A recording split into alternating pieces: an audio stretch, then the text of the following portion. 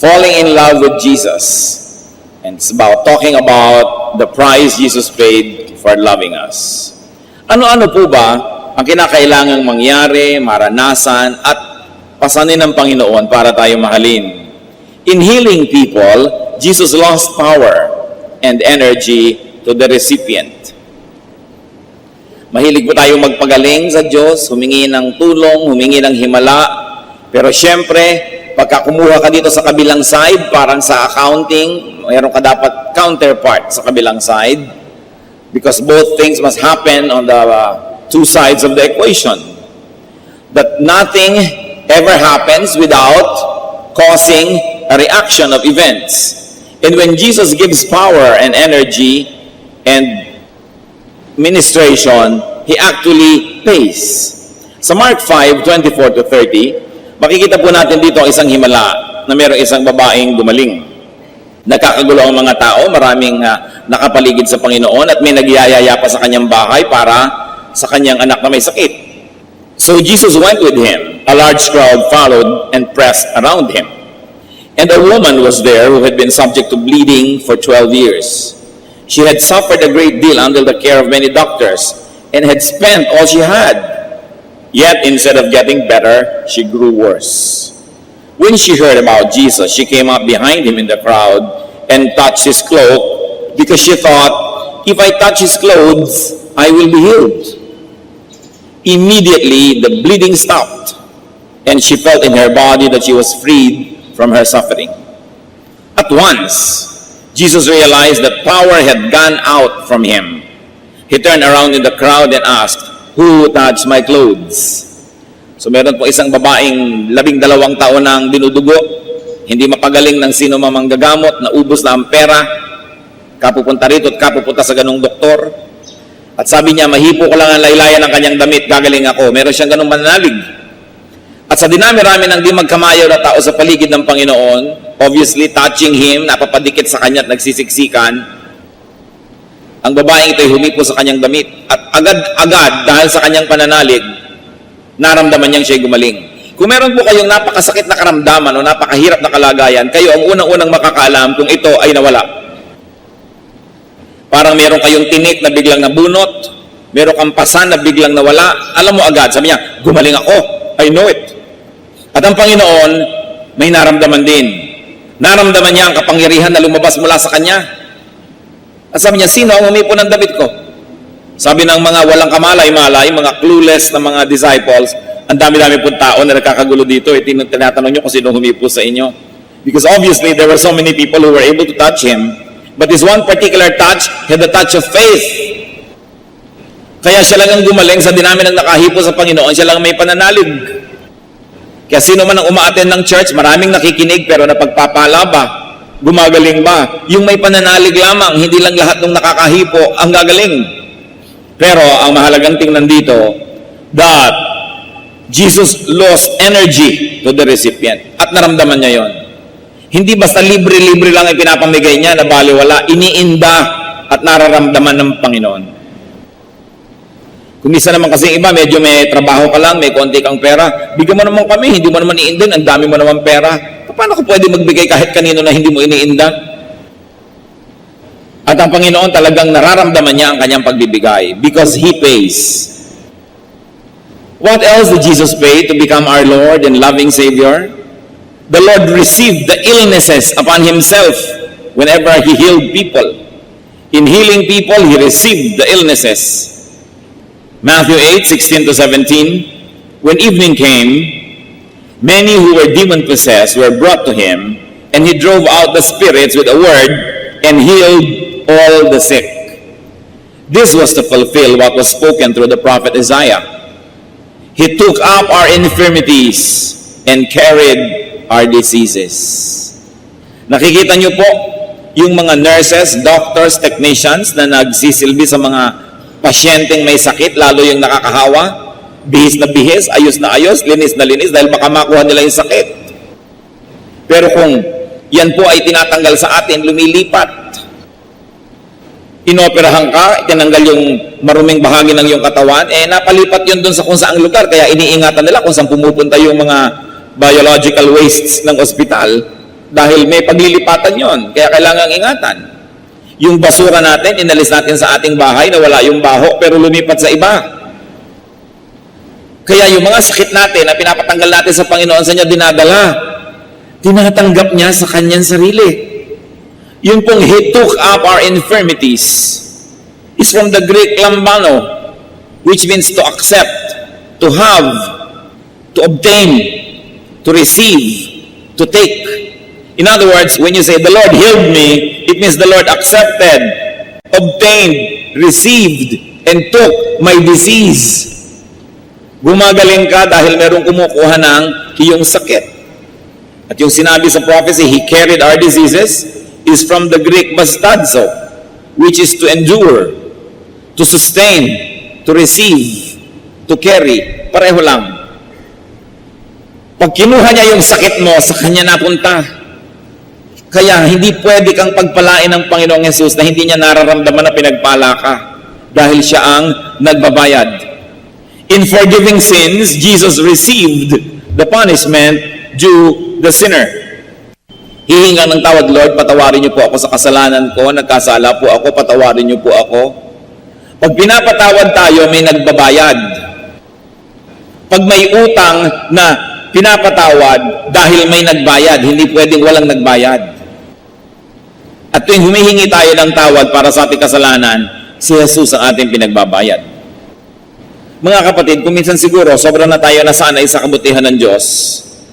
Lord, pagka magko-confess sa gabi bago matulog, marami po akong kasalanan, tulad din po ng kahapon, sorry, thank you po, good night. Gano'n na lang ba kagaan ang paghingi ng tawad? Kung atin pong laging naaalala na pag humihingi tayo ng tawad, may nagbabayad at ang Panginoon yun. Whenever you ask to be cleansed, linisin niyo po ako, Panginoon. You are asking Jesus to shed His blood to cleanse you.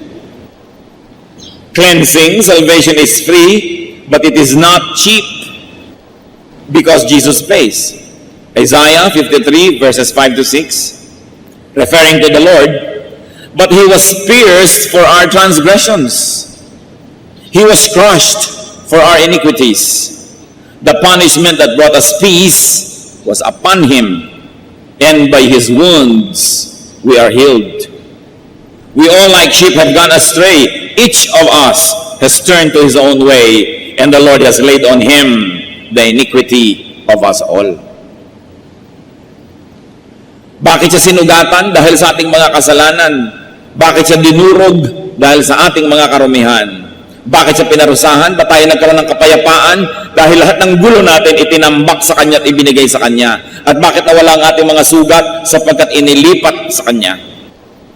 Sabi, lahat tayo para mga tupang naligaw. Alam niyo po, ang mga tupa, napakadaling maligaw. Kahit araw-araw doon dumadaan sa landas na yon, konting lito lang, nalito na, lumiko na sa iba, nahulog na sa bangin. Kaya ang ginagamit na paghahalin tulad sa mga mananampalataya ay tupa. Kasi ang tupa ang daling maligaw. Tulad natin, sa niya ang dali-dali nating maligaw at ibinunton sa Kanya ang lahat ng parusa para sa ating mga kasalanan. Kaya ang sabi sa 1 Peter 2:24, echoing Isaiah, He Himself bore our sins in His body on the tree, meaning the cross, so that we might die to sins and live for righteousness. By His wounds, you have been healed. Nagkaroon ka ng buhay kasi may namatay. Napatawad ka kasi may nagbayad. May lamb, kaya merong forgiveness. Kaya ang tawag sa Panginoon din, Lamb of God. Alam niyo po, sa old tradition of Israel, sa kanilang mga tradisyon ng pag-aalay ng mga hayop,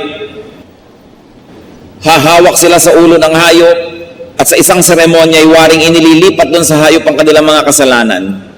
At pagkatapos ang hayop na ito ay papatayin, ititigis ang kanyang dugo at ibubuhos doon sa altar. At dahil mayroong hayop na kumuha ng kanilang kasalanan at itinigis ang kanyang dugo, pambayad sa kasalanan na yon, ceremonially napapatawad yung kasalanan ng mga mananampalataya na nagbibigay ng offering. Ito po yung old offering tradition of Israel. But of course, this was only a hint, a clue of the offering that the true Lamb of God, Jesus, was going to pay. So sa kamatayan ni Jesus, lumilipat sa Kanya ang ating kasalanan, kaya Siya namatay. Hindi naman nakakapagpatawad ng kasalanan yung patuloy kang mag-offer ng mga hayop. Kung hindi mo yun ikinokonekta sa pananalig doon sa darating na Kristo na magiging tunay na kabayaran sa mga kasalanan.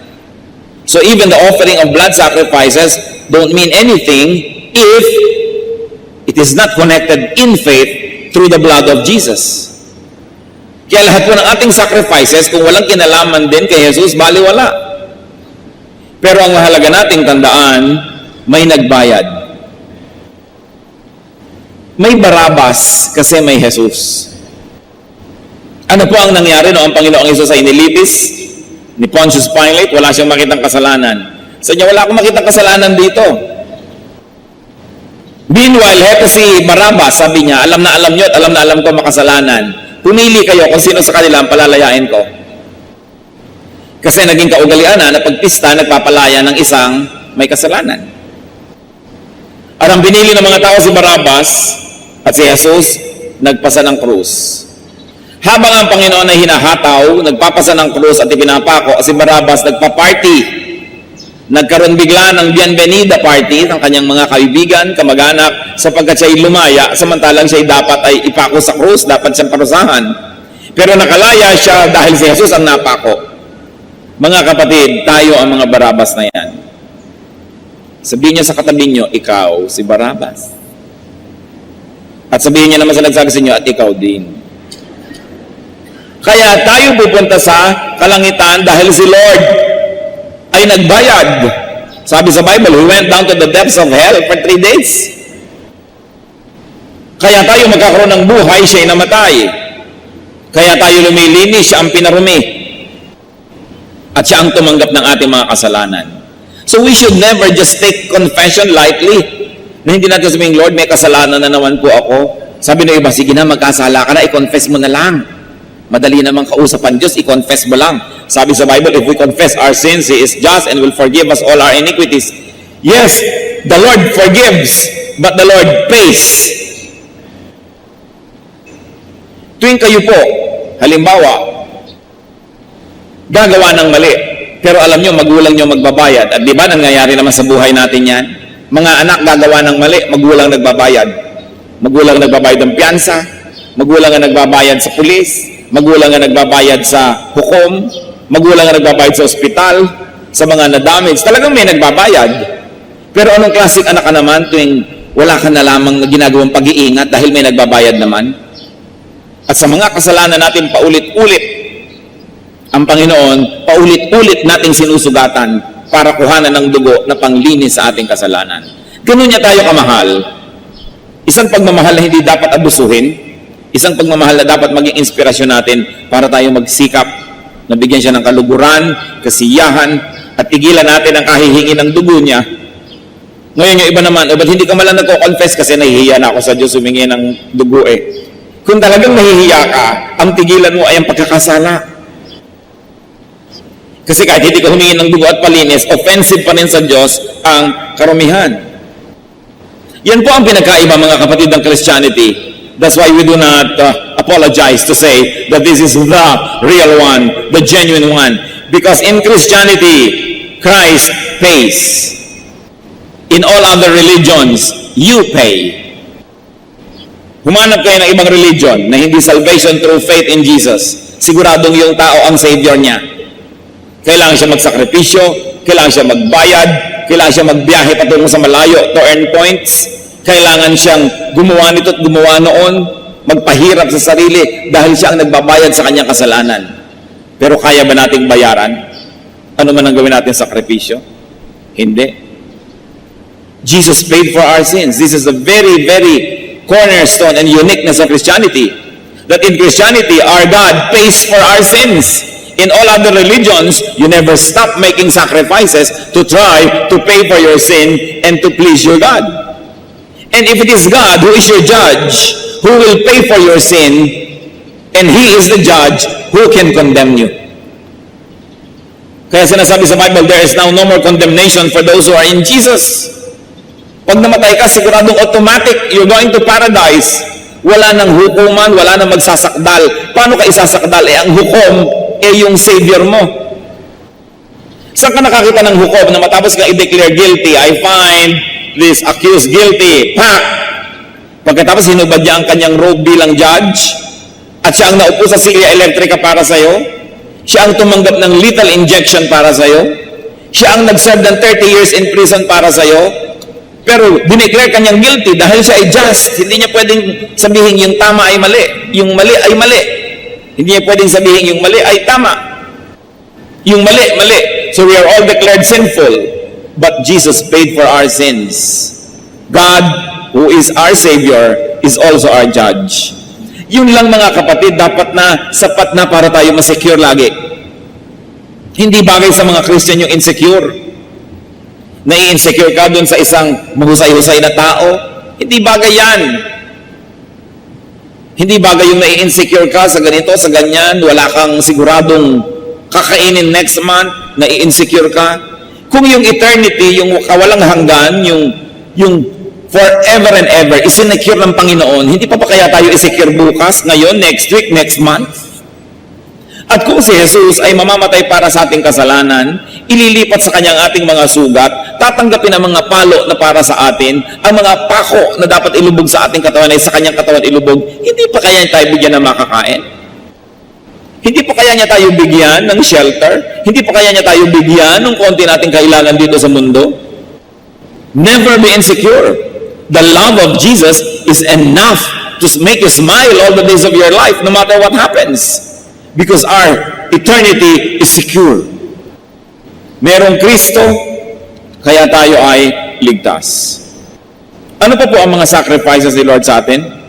In giving happiness and joy, Jesus carried our sorrows. Isaiah 53 verse 4. Surely, He took up our infirmities and carried our sorrows. Yet we considered Him stricken by God, smitten by Him, and afflicted. Sa pagpapasaya sa atin ng Panginoon, siya ang nagdala ng lungkot. Ganyan-ganyan po yung mga counselee. Darating sa counselor, lamu-lamukot ang muka. Madilim ang muka. Mabigat ang puso. Matapos magbuhos ng kanyang mga sama ng loob, maipanalangin at mabigyan ng makadiyos na payo, lalabas sa counseling room, nakangiti na, maligaya. Kung hindi man kumpleto, nabawasan na yung dala niyang mabigat. At sa pangatlo, pang-apat na counseling, gumaan na siya. Alam niyo po kung ano nangyari? Pag alis niyo sa counselor, sa pastor na nagbigay sa inyo ng payo, siyang bumigat. Naalaman niya yung mga problema niyo, ininda niya yung mga suliranin ninyo, yung mga gulo niyo sa buhay, tinambak niyo lahat sa kanya. Siya ngayon na may dala-dala. Because the servants of Christ are little Christs. Kaya yung ginagawa ni Kristo, ginagawa din ng mga lingkod niya. Kaya yung mga ibang gusto magpa-counsel, pagkatapos ng message, pwede mo magpa-counsel. Anak, hindi mo alam ang sinasabi mo. Kaka-message lang natin, dahil ko pang nakipag-boxing sa 5 flash elorde. Pwede ba natin i-schedule yan so I can give you undivided attention? Eh ngayon ko na po kailangan. Napaka mga unreasonable kumisa ng mga anak ng Diyos. Pero sa doktor, nakikipag-appointment. Sa dentista, nakikipag-appointment. Sa dermatologist, nakikipag-appointment. Kahit 30 days later, nakapila sa kanyang liposuction. Pero pag magpapapayo sa mga lingkod ng Diyos, gusto ngayon na agad, ayaw pumila. At akala mo na gumaan na yung kanyang pakiramdam, hindi mo lang iniisip at ipanalangin yung counselor niya na gumaan siya dahil yung bigat nalipat doon. Yun po ang ministration ng mga anak ng Diyos. May sumaya dahil may lumungkot. Kaya ang tawag sa Panginoon sa Isaiah 53 verse 3, a man of sorrows. Paano ka naman sasaya kung talagang alam mo at diniinda mo ang suliranin ng mundo? Kaya dapat natin ipinapanalangin po ang ating mga counselors. Para kasi silang basurahan.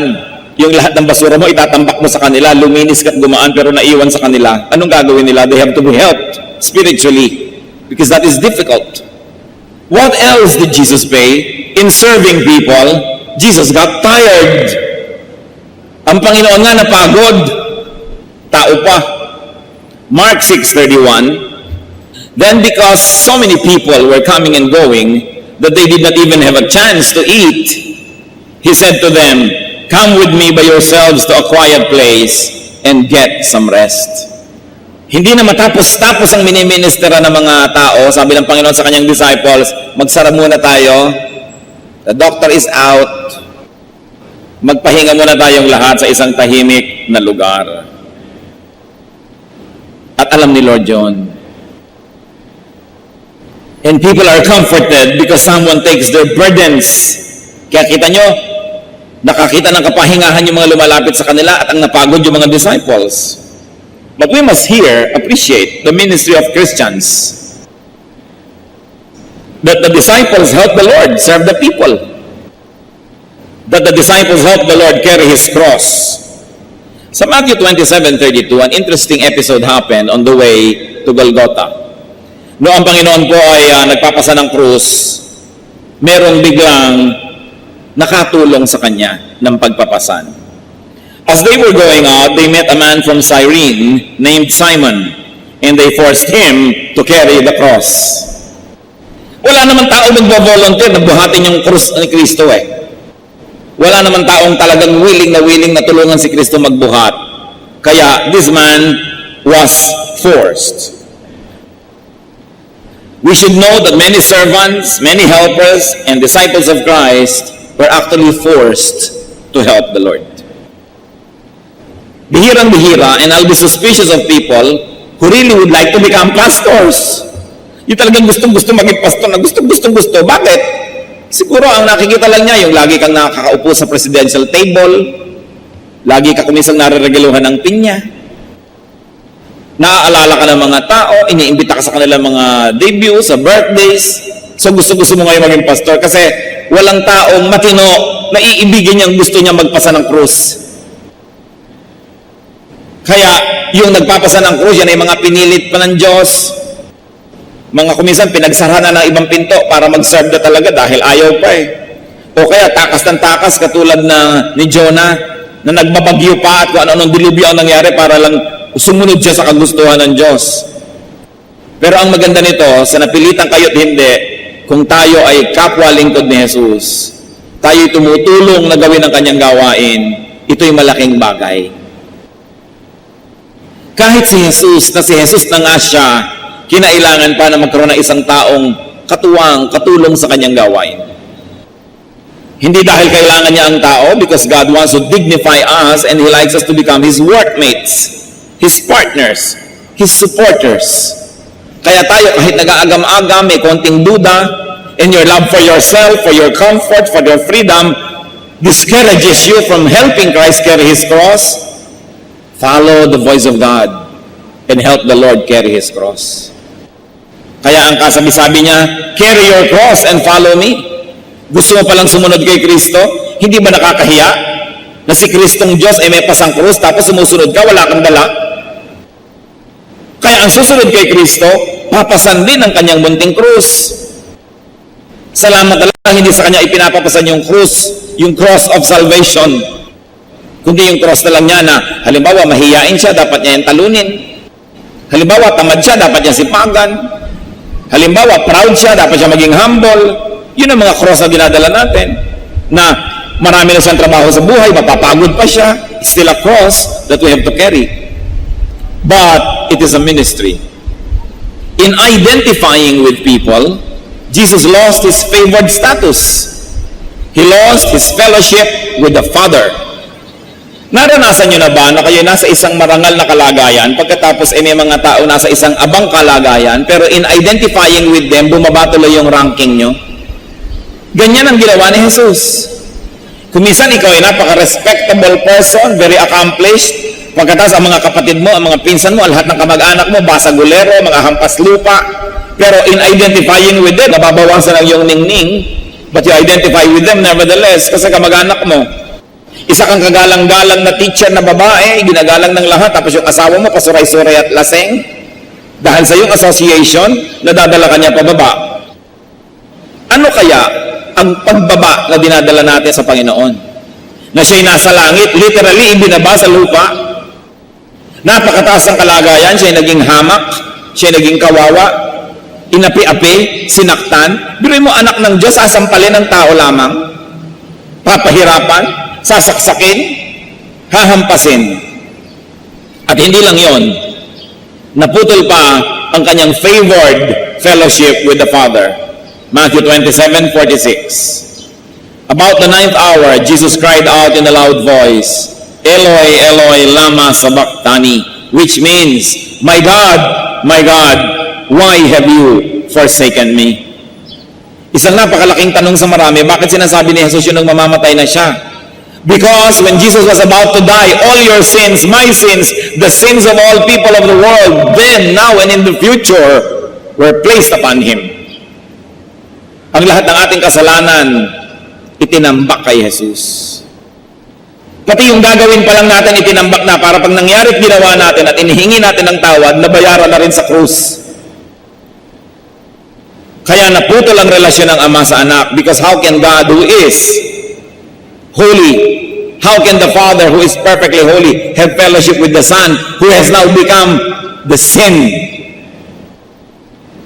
and who has now become the personification of sin? Nalipat sa Kanya lahat.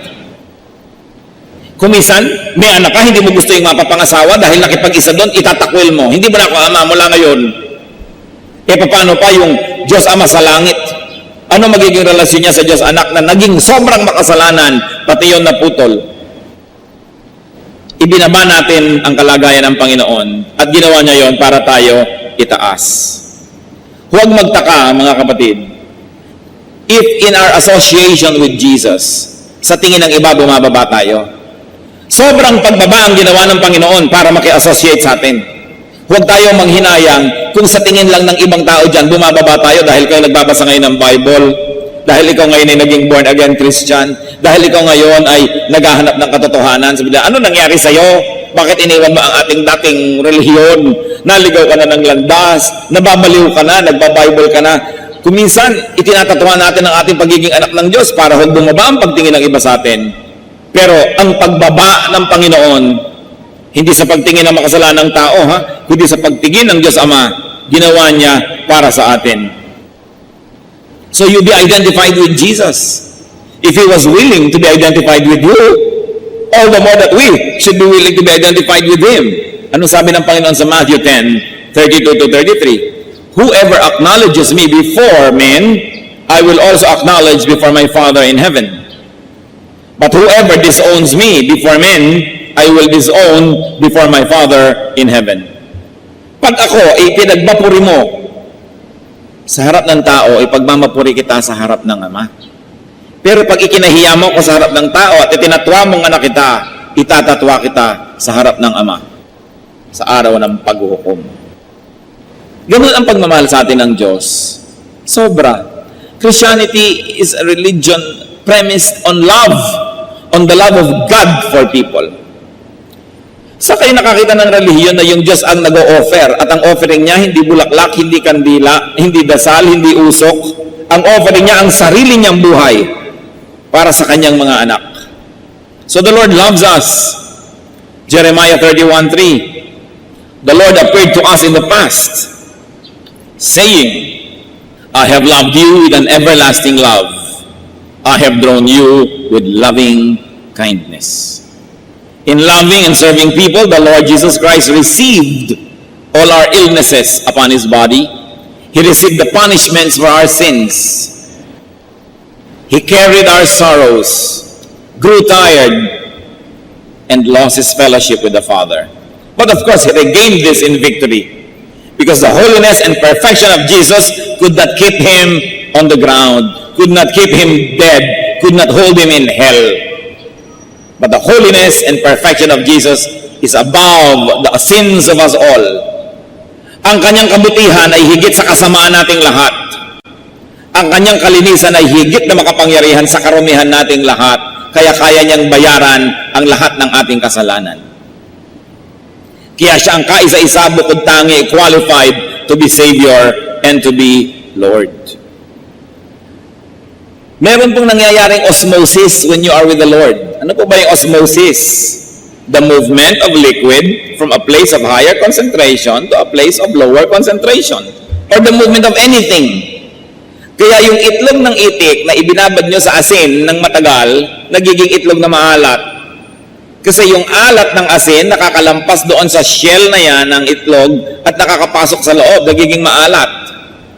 Kaya ang ibinababad nyo, iminamarinate yung karne sa toyo, naglalasang toyo.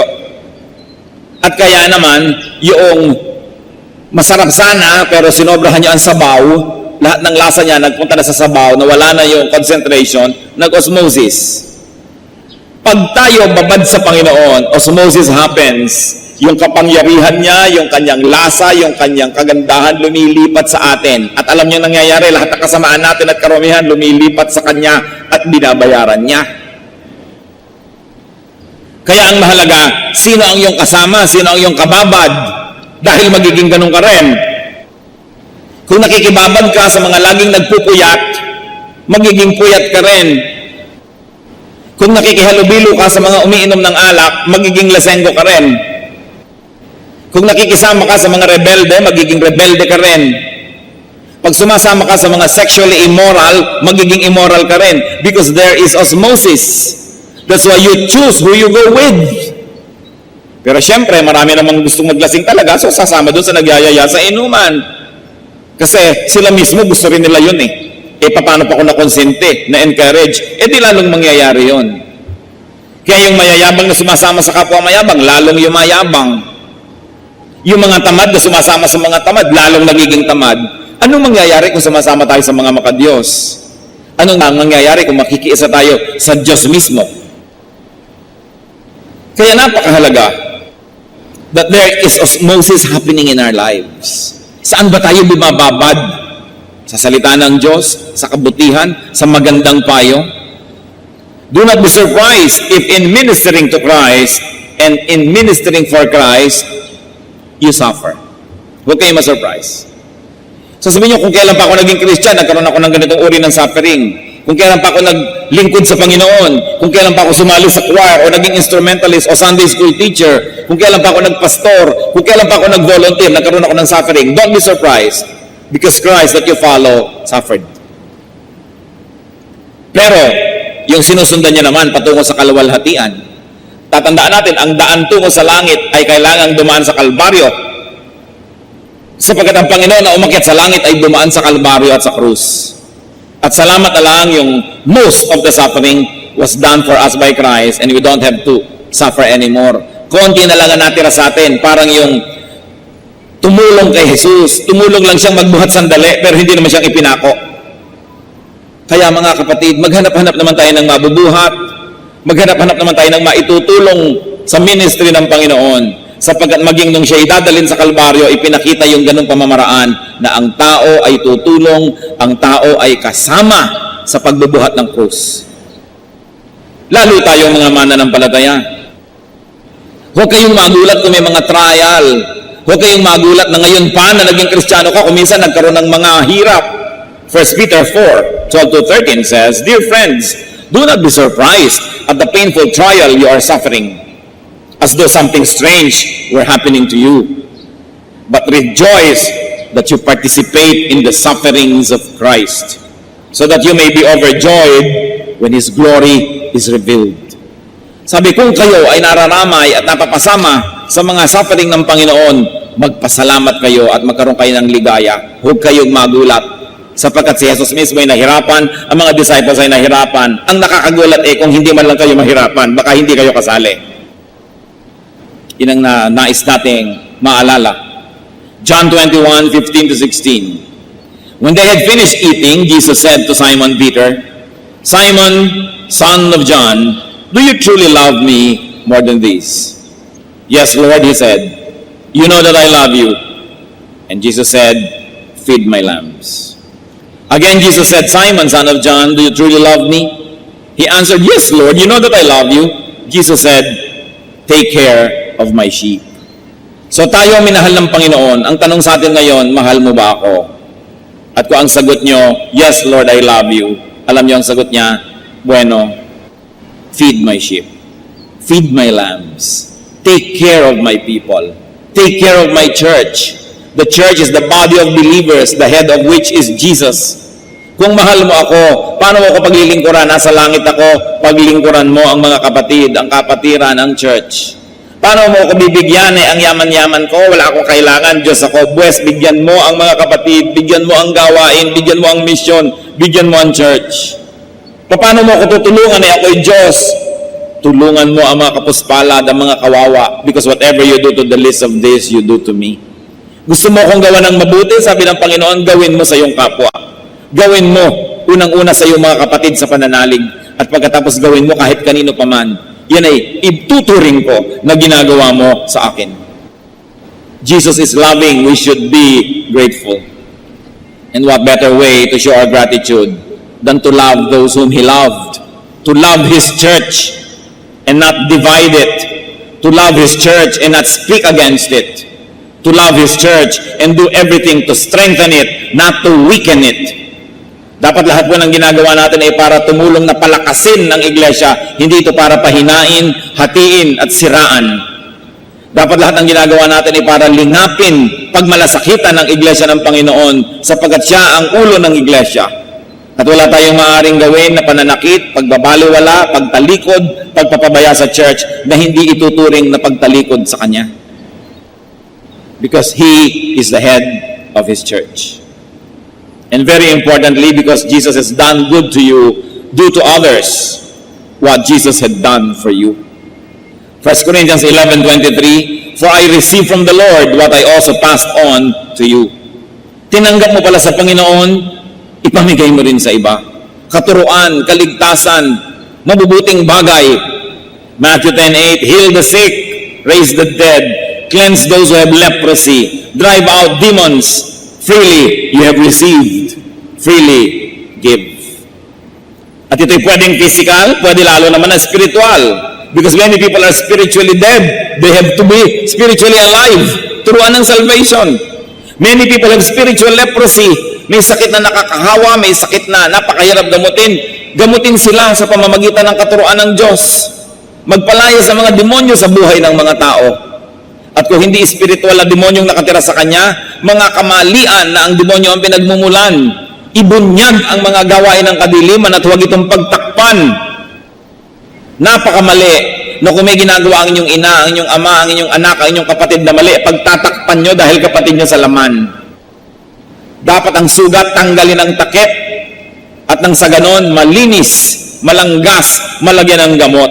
Kung patuloy mo itong tatakpan, hindi gagaling. At napakarami po na spiritual sicknesses sapagkat pinagtatakpan ng mga kamag-anak, hindi napapagaling, hindi namiministeran, hindi nabibigyan ng counseling dahil nagpapanggap sila na wala namang mali. Yun ang sinabi ni Jose Rizal sa introduction sa No Limit Tangere. May sugat kang pinakakatakpan-takpan mong parang ketong, tatanggalin ko ang takip, ang lambong, at ibubunyag ang iyong karamdaman, hindi para ipahiya ka, kundi para ihanap ng lunas. Pero kung lagi na lang tayong on denial, we're hiding our own weaknesses and our sins from ourselves. And we do that in dealing with our relatives and family na pinagtatakpan natin, kinukonsinte, hindi nagagaling, lalala ng lalala. Ang sugat kailangang buksan, mahapdiman. So Christian ministers, Christian servants, learn from the Lord and accept that you will also lose energy, receive illnesses from others, that you can get sacrificed and you bear sorrow. But sabi the Lord, carry your cross and follow me. Christians, this is the difficulty of being servants of the Most High God. Kaya yung mga nasa paligid natin na nagsaserve, i-encourage natin, huwag i-discourage. Ipanalangin natin sila, huwag pagchismisan at pag-usapan. Kung may mga kakulangan na ating mga leader, suportahan natin sa panalangin, suportahan natin sa lahat ng bagay, at nang sa ganun lalo silang lumakas, sapagkat sa pagsunod nila sa yapak ni Kristo, sa paglilingkod nila tulad ng iniutos ni Kristo, sila man nagkakaroon ng mga pagdurusa na hinarap ni Kristo. So we should be very supportive. Pray for them, support them. Hindi yung pagka lumalaki ang gawain, magkakaroon ng mga intriga, maghihiwa-hiwalay. Hindi tulungan. Habang lumalaki, siyempre, dumadami ang demands. Dumadami ang kailangang manggagawa. Dumadami ang kailangang mga gamit. So, kailangan lalong dumadami ang support, hindi kumokonti. Bakit nga po ba isang phenomenon na nakakalungkot dito sa ating bayan at sa iba man, pag lumalaki yung church, nagkakaroon ng mga division. Paano? Hindi na siyempre mababantayan lagi ng top leader ng every little corner. Ngayon may mga ambisyosong nasa mga little corner, magkuku, tatayo ng manghimagsikan. Meron naman siyempre maniniwala sa kanila dahil yun ang kasama nila araw-araw. Hindi naman nakakasama yung top leader dahil imposible ka nang sumama sa lahat. Pagkatapos, gagawa ng mga aliwaswas, bulong-bulungan, aalis ako dito, sumama ka sa akin, magre-recruit ng mga tao. Kaya ang mga churches sa Pilipinas, pag lumalaki, marami nagkaka-divide. Sa halip kasing tulungan ng mga lieutenants at mga generals, yung kanilang commander-in-chief, nagkuku. At yung ipinagkatiwala sa kanilang posisyon na makasama ng mga tao, ginagamit nila para pasikatin ang sarili nila, mamahal sila ng mga tao para sumama sa kanilang mga kabuktutan. That's why it is important to respect the chain of command, those who are in authority.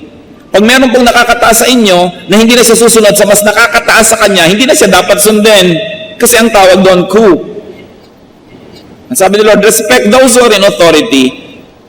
So we should never support such kind of efforts.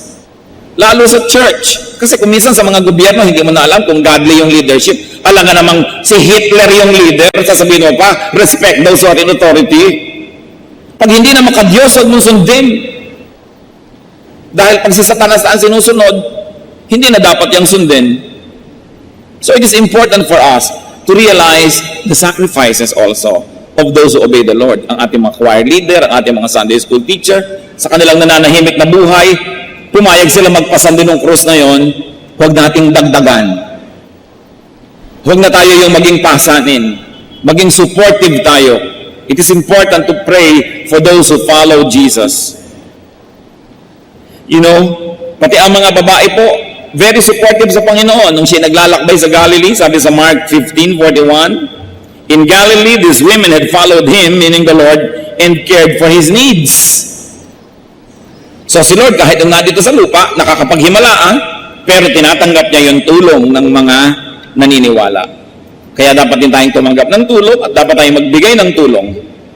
But remember, if you're going to a counselor, pray for him or her. And after you have been counseled, continue to pray for the counselor kasi inilipat mo sa kanya yung bigat. Huwag naman tayong para maging bata at isip bata na kung may problema ka, sarili mo talagang iniisip mo, hindi mo na iniisip yung counselor. Na baka nga may problema rin yun sa oras na ito dahil tao rin yung katulad mo. Na marunong din tayong magpasintabi, magpa-schedule, magkaroon ng kagandahang asal. Hindi ko may-need tayo para tayong isang batang nakikiiyak at naggugugulong sa lupa na ang gusto mo unahin ka ng lahat na pansinin. Kailangan, suportahan din natin yung mga sumusuporta sa atin. Because when we weaken them, we also weaken ourselves. When you are not supportive of your church will be weak, your church cannot serve you. So in the end, you lose. Pero ano po ang sentro ng ating pinag-uusapan ngayon? Jesus paid a very dear price to love us. We should be willing to pay the price to love Him in return. Aming Diyos, kami po ay naghahanap pa ng mga personal na application sa aming napag-aralan. Ituro niyo po sa amin kung ano ang mga dapat namin gawin dahil mahal niyo kami. Maging mapagmahal din kami sa aming kapwa, maging matulungin. Turuan niyo kami, Panginoon, na igalang, mahalin at suportahan ang mga nangunguna sa amin. Nakapwa-tao lang naman namin sila at hindi sila katulad mo na Diyos. Kaya turuan mo kami, Panginoon, na sila ay lalo pang suportahan, to empower them, to pray for them, so that they may be able to do the duties that you have given them, not only with strength and power, but also with joy. At kami naman, Panginoon, ituro mo to carry our little crosses. Maiksi lang naman, Panginoon, ang paglalakbay patungo sa Golgotha at lalong maiksi naman yung panahon na iginugol nyo, O Lord Jesus Christ, sa krus. Alam namin, Panginoon, ang naghihintay sa amin is a glorious eternity. Teach us to go through the momentary troubles and difficulties and not dishonor your name in the process. Teach us, O God. Mga kapatid, magbulay-bulay tayo at hingin natin sa Panginoon ang iba pa mga personal na application ng mga pinag-aralan natin ngayon. Today, when you hear His words, do not harden your hearts as in the rebellion, but allow the Lord and allow the word of the Lord to pierce your heart, to minister to you, to give you comfort if that's what you need, and to afflict you if that's what you need. Let us be alone with the Lord, ponder His love. Huwag nating magaanin ang kasalanan kung nakahihingi tayo ng tawad, sapagkat tuwing hihingi tayo ng tawad, si Jesus ay pinagbabayad natin. Kung meron dito ang kasalanan paulit-ulit, pabalik-balik, hindi na iniinda, hindi na tayo nandidiri sa kasalanan, hindi na tayo nasasaktan, humingi tayo ng isang bagong puso sa Panginoon. Na mandiri tayo sa kasalanan, iwasan natin ito at huwag tayong masanay, sapagkat tuwing hinihingi natin ang tawad, sinasaktan natin si Jesus. Be alone with Jesus. He loves us.